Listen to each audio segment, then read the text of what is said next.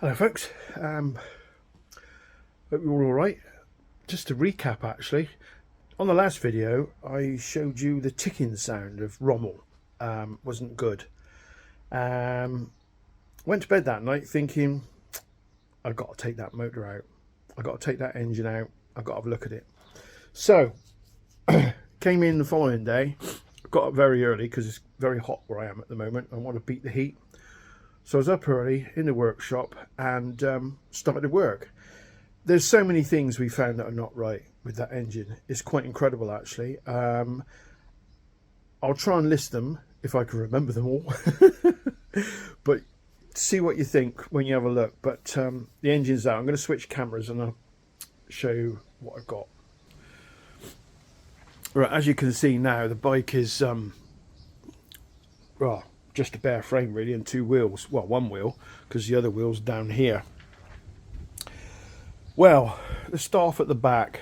We got massive amount of slop in that final drive. I want to be careful as I touch things here because I don't want to get covered in oil and stuff. Not today anyway.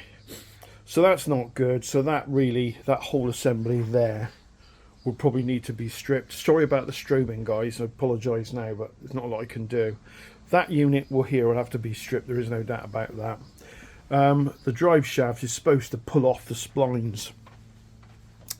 It just didn't. We had to really give it some what for with a soft mallet. And the drive shaft is, where is it? I think it's out there. It is down there. But I'll come to that in a minute. So, what else did we find? The motor. We took the right hand cylinder off first. You can just see it behind the frame there. This engine has got to go on the bench on the other side of the workshop. But we took the right hand pot off and immediately, I don't know if the camera will pick this up, but there is a load of slack pulling that.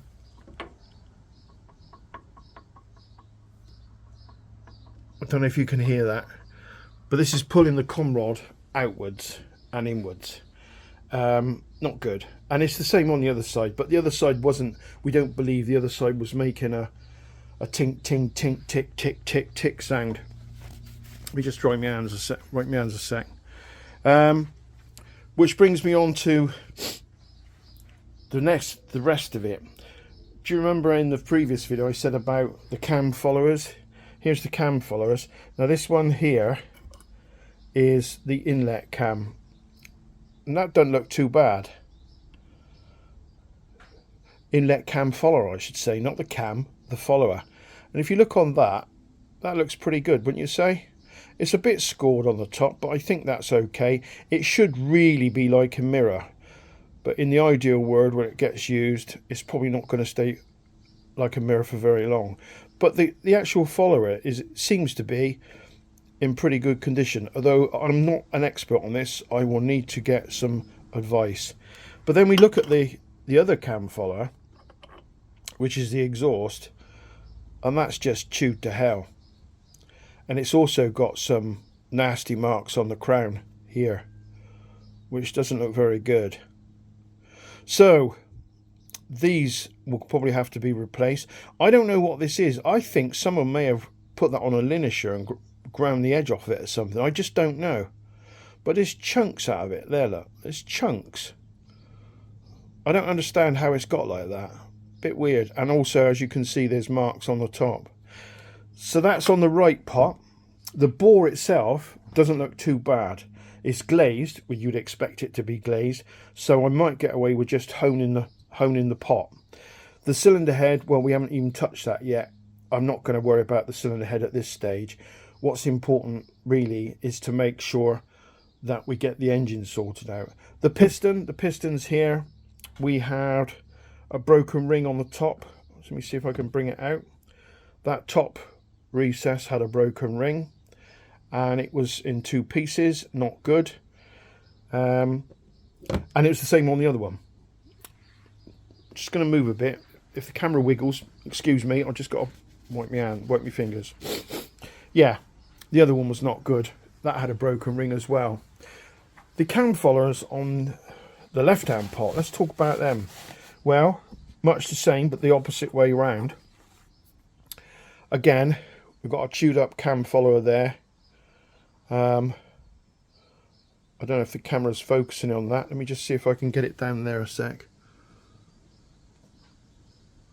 Yeah, there you go. All the edge again chewed up.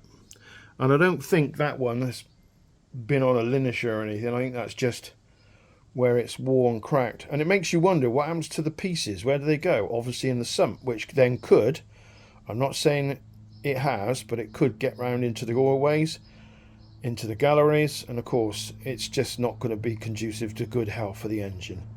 So there you go.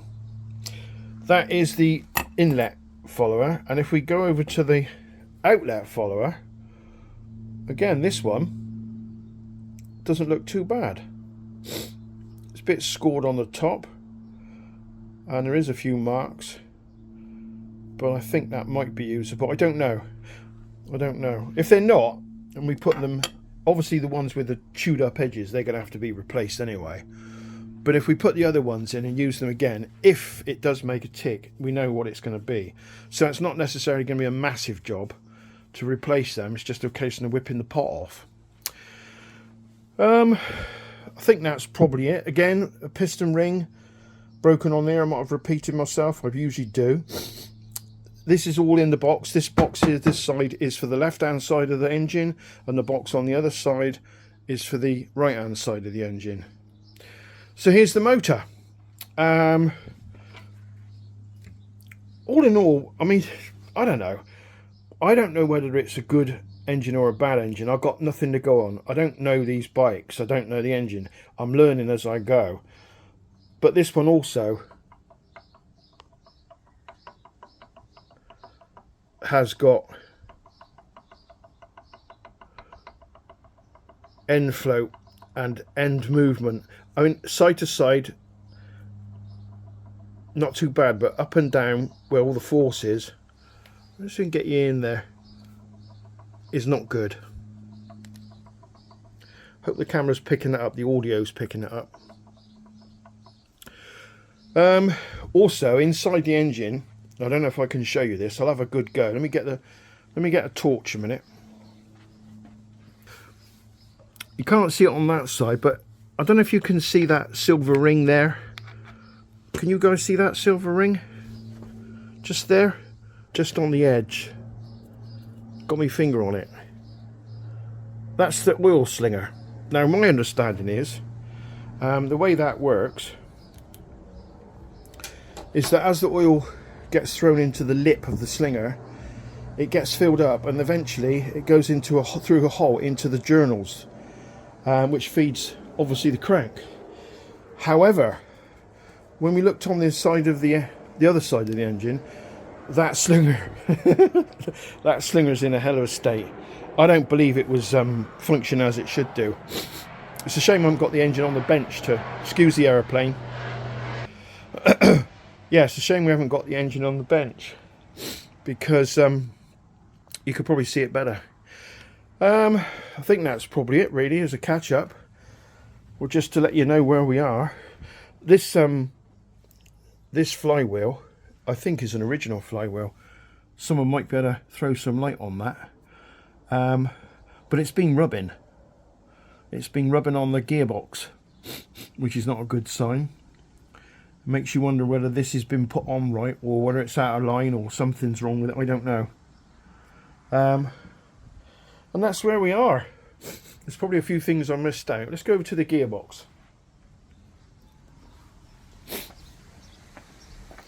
Obviously we needed to make room on the lift for the gearbox, sorry, for the engine.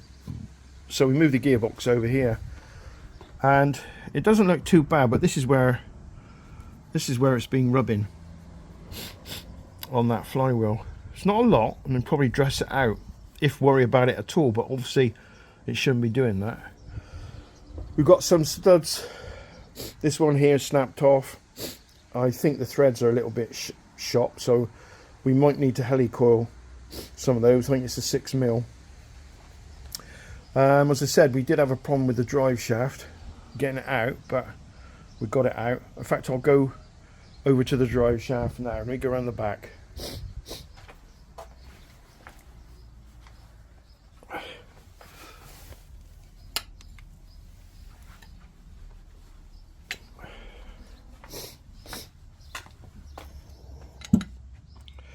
Right, here's the drive shaft, the bell. Now this particular model, as I expect most of you have noticed, the drive shaft is not inside the swinging arm. It's all exposed, which is one of the things I love about this particular model. Yeah, getting this bit here off of the actual final drive was not easy, and I hope we can find out or find a way of getting it when we put it back on. I hope we can find an easy way of getting it on, because you don't really want to be bashing against that pinion. You really don't. So this is the cush drive.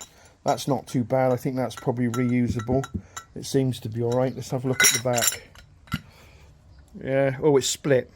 I think it might be split, but it's not going to go anywhere because it's in a cup, so you probably could use it, but we'll see. There's a lot of decisions to be made as to what we're going to do, but one thing's for sure: we cannot use that engine as it is. And I think you'll agree with me, that ticking sound. Let me switch cameras, guys. Yeah, that ticking sound just wasn't very good. And oh, there was one thing which I wanted to really mention, actually, if you're interested. You see that end of the drive shaft there. There's a pin that goes through there that locks it onto this bit.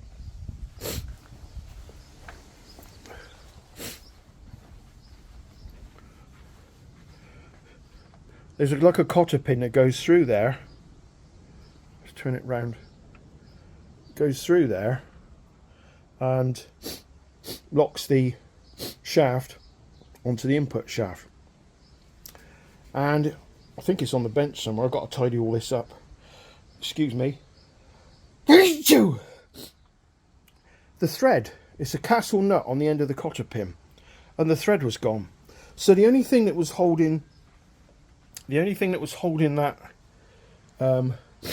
cotter pin together was the split pin that went through it. I can't find it. It's somewhere around here. It's not majorly important. Well, it is on the bike, but not to find it now. But yeah, so that's something we really need to address. This is all reasonable condition, but I'm wondering what to do now.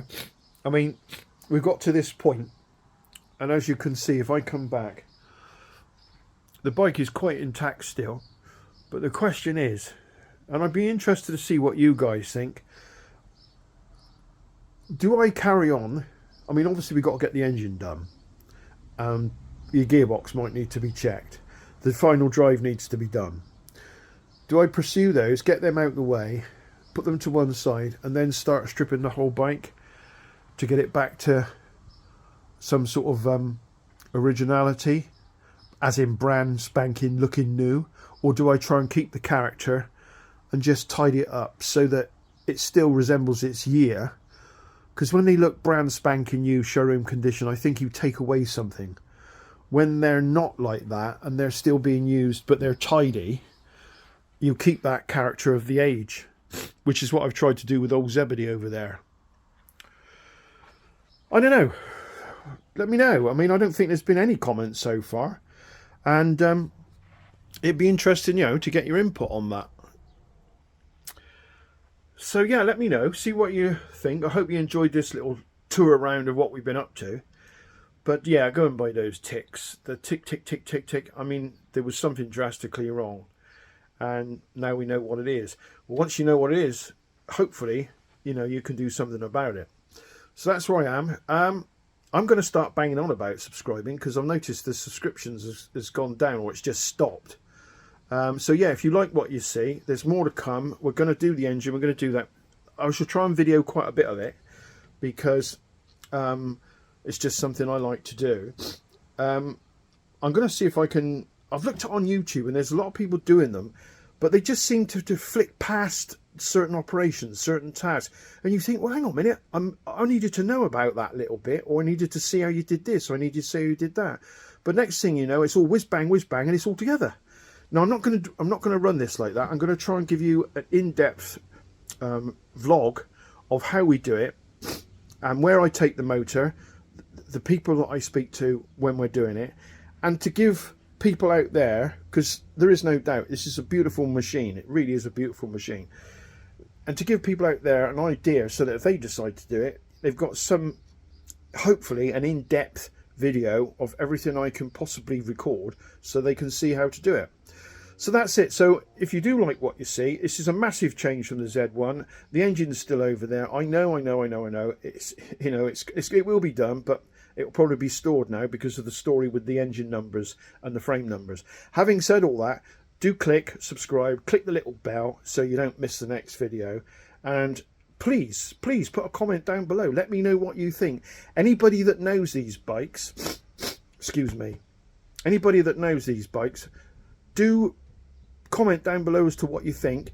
And I think you can contact me through my channel, gazboxshop at gmail.com. I think that's my email address. Try it, see, I'm pretty sure it is.